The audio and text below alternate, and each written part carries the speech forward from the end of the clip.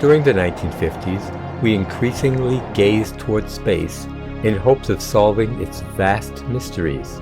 At the same time, unforgettable classic sci-fi films and hidden gems fed our fear of alien life from beyond and invaded our nightmares. So, journey with us on these eerie extraterrestrial encounters into the unknown as we check out these 5 wild sci-fi movies of the 1950s. Number 5. The Atomic Submarine. Directed by Spencer Gordon Bennett and starring Arthur Franz, Dick Foran, Brett Halsey, Paul DeBoeuf, Bob Steele, Victor Varconi, Joy Lansing, and Tom Conway. After several ships and a submarine are destroyed near the North Pole,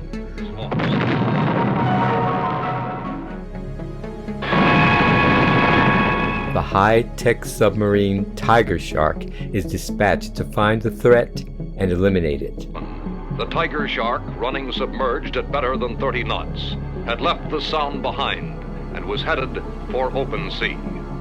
Regardless of the dislike of those assigned to this task, they develop a plan. Perhaps it's an intelligence from beyond the Earth. What can we do about it, sir? Subscribe! And only then do they find a saucer-shaped USO. That's unidentified submerged object, which they nicknamed Cyclops because of its single prominent light. After the sub rams and gets stuck in the spacecraft, We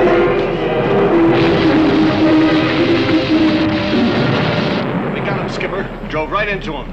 the military boards it and finds the alien scout with a plan for the human race. To us, your form of life is ugly. That's when you've sunk your last ship, you...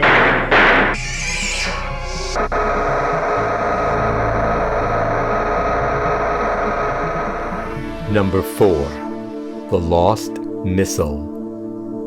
Directed by Lester William Burke and starring Robert Loggia, Ellen Parker, Philip Pine, Larry Kerr, and Marilee Earl.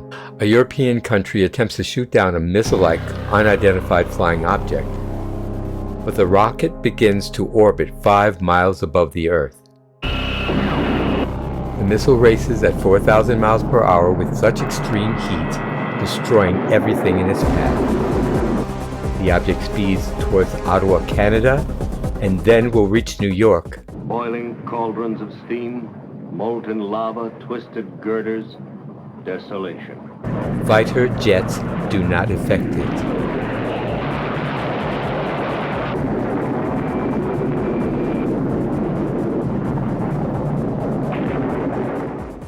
Scientists hope to prepare a hydrogen warhead rocket that might stop it, but the missile is quickly approaching.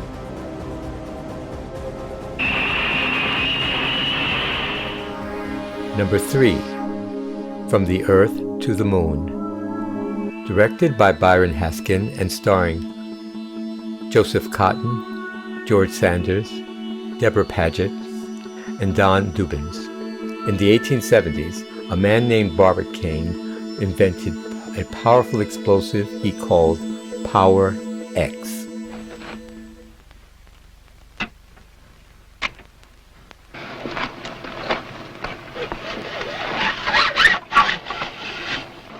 Shall we proceed with this demonstration? Proceed.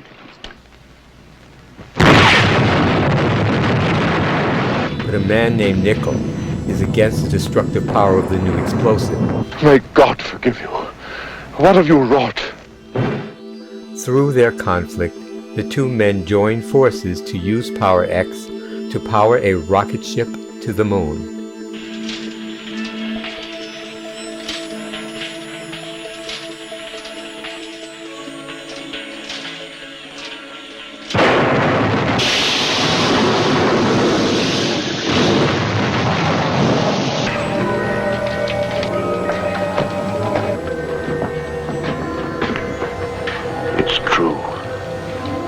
May heaven forgive us, it's true.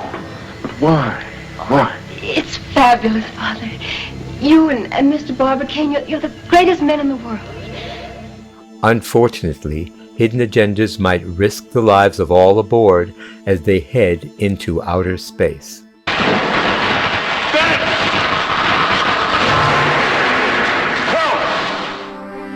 Number 2. The Day the Earth Stood Still. Directed by Robert Weiss and starring Michael Rennie, Patricia Neal, Hugh Marlowe, Billy Gray, Sam Jaffe, Francis Barbier, and Locke Martin, who played Gort. An alien spacecraft lands in Washington, D.C.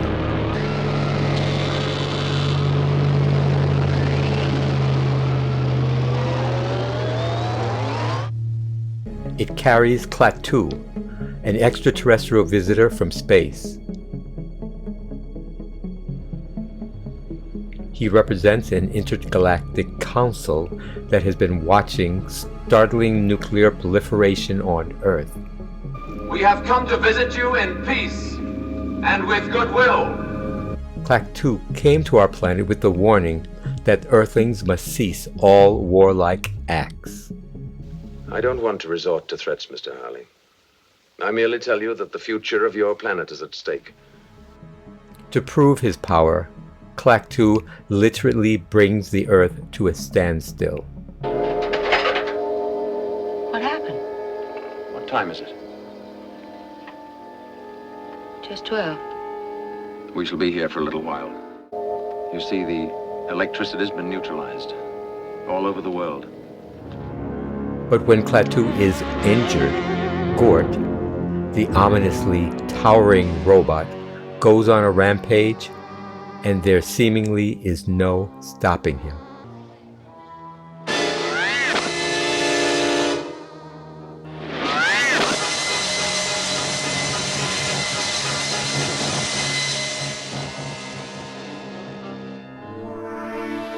Number 1. Forbidden Planet. Directed by Fred M. Wilcox and starring Walter Pidgeon, Anne Francis, Leslie Nielsen, Warren Stevens, Jack Kelly, Richard Anderson, Earl Holliman, and Robbie the Robot, voiced by Marvin Miller. The crew of the C-57D spacecraft arrives on planet Altair 4 to check on the status of a colony that was left there 20 years ago. Artificial gravity off. Grab off. Half flux. Half flux. Cut primary coils. Primary's cut, sir.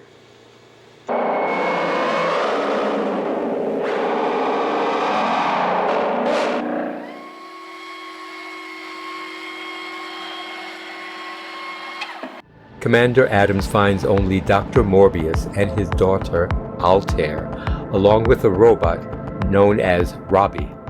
How ironic that a simple scholar with no ambition beyond a modest measure of seclusion should out of a clear sky find himself besieged by an army of fellow creatures. Well, naturally not. You're from Earth. What's wrong with Earth? How lucky I am, though. All three of you are such very fine exceptions.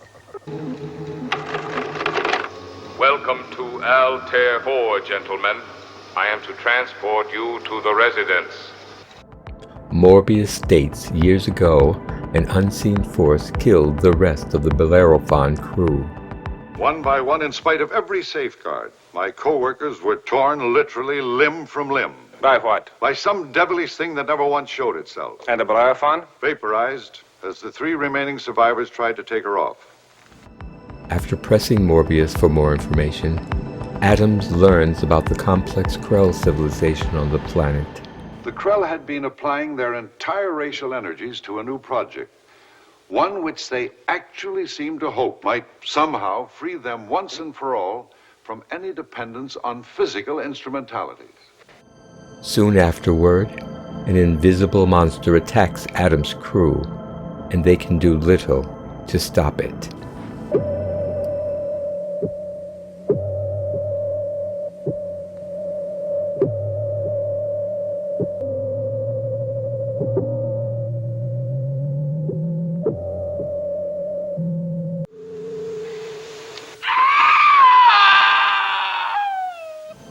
Let me know if there's anything else you'd like to see in the comments section below. Remember to like and subscribe to my channel, and check out my many other videos from Endless Perception Cinema. See you next time.